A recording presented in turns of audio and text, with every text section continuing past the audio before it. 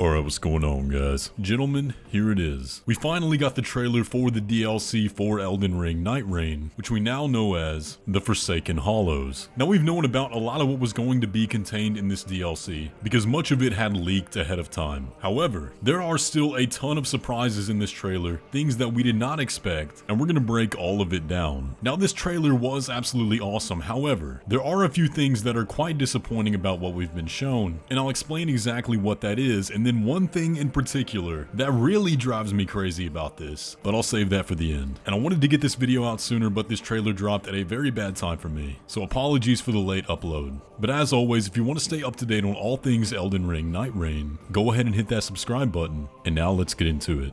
Now, before we break down this trailer frame by frame, let's go through all of the official information that was published alongside the trailer. The announcement reads, "In our war against the night, every battle left a scar. A foul life, born of castaway souls. Steel your resolve, Nightfarers. This hunt must be seen to its end. Elden Ring Nightreign The Forsaken Hollows launches on December 4th, 2025. Now, right off the bat, I'm sure you guys saw the headlines going around the past few days talking about this DLC releasing before March 2026. We just made a video a few days ago talking about the exact release date of this DLC, and I said in that video, there's no way they wait for 2026 for this. There's no way they release 3 titles in 1 year. So I'm glad to see that they are pushing this out before the calendar end, and it's actually not that far away at all. But what all is this DLC going to include? Well, from the leaks we knew that we were going to get 2 new Nightfarers, and that is the case. And their names are exactly what we already knew, Scholar and Undertaker. And these designs are incredibly cool. Very unique in contrast to everything else in Elden Ring, and I kinda think these might be a hint at something else, but that's a video for another time. We'll go into more detail about their abilities here in a second, but Scholar seems to be a Dex magic hybrid, but not glintstone magic. This seems to be a unique type. Scholar has the main weapon of hammers and maces, I believe,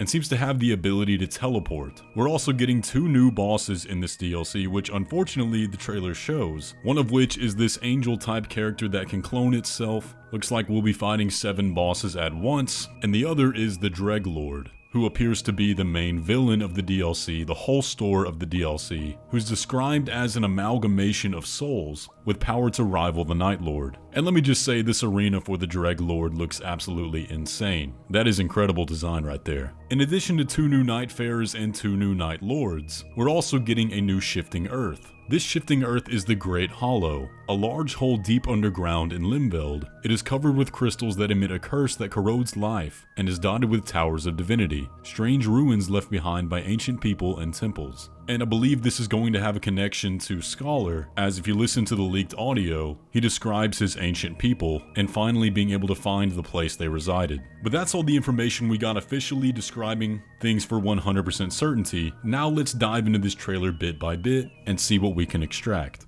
The trailer opens up with a shot of Limveld, and right off the bat, we have some new things going on here. We can see a new POI, this poisonous castle much like the shaded castle in the base game. This would be a good area to introduce Cleanrot Knights, who were noticeably missing from Nightreign. The trailer then moves on to a shot of Iron Eye, and we get our look at the Flame Inquisitors, who are making a comeback alongside Mesmer soldiers. And if you look closely and look at the color here, it looks like this is inside a castle within the new Shifting Earth, the Great Hollow. And you can see a tall golden beam in the background, likely the treasure of this Shifting Earth. But after that, we get this shot of Duchess down in a St. Trina cave. I forgot the exact name of this area in the DLC, but we can also see some Carian soldiers here, another faction that was noticeably missing from the base Nightreign. We then get a shot of Recluse here, who appears to also be down in the Great Hollow Shifting Earth. We can tell by the color and the crystals all over the ground. But then we get back-to-back shots of just some base game content. Honestly, not sure why they included this here, but it does look cool. Then we get to some real meaty content right here. Curse this Dreglord, with what looks to be the opening cutscene of the DLC, and we can see the Dreglord's skull, which is very much elongated, almost looking like a dragon of sorts. But we'll come back to the Dreglord. We then get another shot of Wilder flying over the new Shifting Earth, and it does look super cool, but one thing I want to take a look at in this shot specifically is the giant castle in the background along the ridge. And I believe that's where those earlier shots took place with the Mesmer soldiers. But when I looked at this at first, I thought, wait, is that Noclate? Mateo? And can we have 2 shifting earths at once? But I don't think it is. I think that's its own unique castle. And I really wonder what the power of this shifting earth is going to be and what the main boss fight will be. I'm very excited to find out. But after that, we get this shot here. One of the tree giants that we see at the ending cutscene of Nightreign. I'm gonna be totally honest, I haven't looked into the lore of these guys very much, but there is definitely significance to that. Then we move on to our first shot of Undertaker in action, and we can see her pop a few of her abilities. Now the one we see specifically is what leaked. This cloaks her in this sort of glowing aura, and you can see that while this is active, the next attack that hits Undertaker allows her to perform this huge counterattack, where she flies up into the air and shoots these huge tentacles out of the end of her mace. Now like I said, we had heard about this ability before, but I don't think this is her ultimate. This ability is known as Blink Stage, and it seems to be extremely useful. But I love the design of Undertaker. This ability looks super cool. The whole aesthetic going on is just awesome. But then we move on to Scholar, who is a magic user that specializes in thrusting swords. And we know a little bit about his specialties. He has an ability called Joint Chain, which binds enemies together. And exactly as I predicted when we heard about this the first time, if any of you guys play Destiny 2, this is going to be like the Hunter's Tether ability, where as you can see in this clip,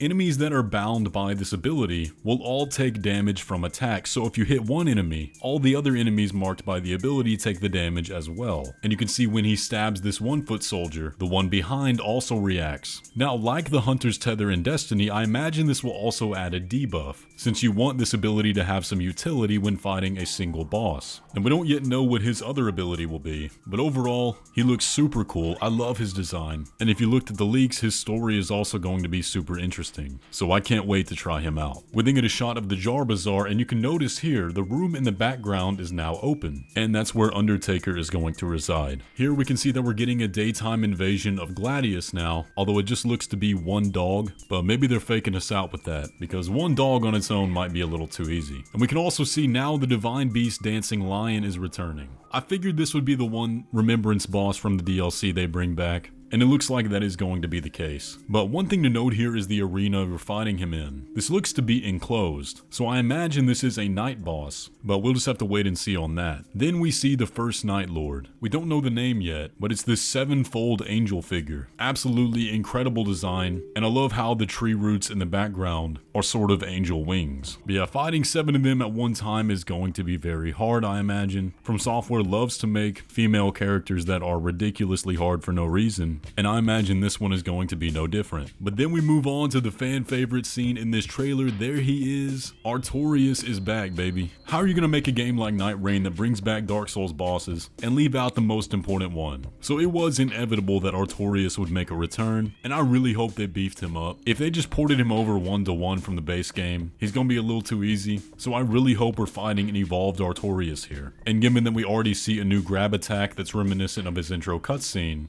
I imagine that's going to be the case. Genuinely, I hope they made him the hardest fight in the game. It's only right. Then we move on to the final shot of the trailer, the Dreglord, our second Night Lord of the DLC. And there's a lot to unpack here. First of all, this is very fitting of the description we read that described him as an amalgamation of souls. And his arena looks like a sort of hell, with weapons and barricades, evoking souls fallen in battle. But let's zoom in and take a look at him the little we can. So he does look to be some sort of dragon. We can see wings on his back and a sharp jaw like a dragon would have. We can see him holding this sort of scythe looking thing while resting his left hand on the ground. And I don't know if I'm just not seeing it right, but it does look like he's missing his left leg, which might be a little too close to Bale, but maybe I'm just not seeing it right. And he has this skeletal figure covered all over in bones. But let me just say the skybox, the background image back there, might be the coolest thing I've ever seen. Also notice the red bubbles on the ground. The color reminds me of the Rancor souls from Rykard's arena, and given what we know about the Dreglord, I could see them tying in that bit of lore. And that is where our trailer ends.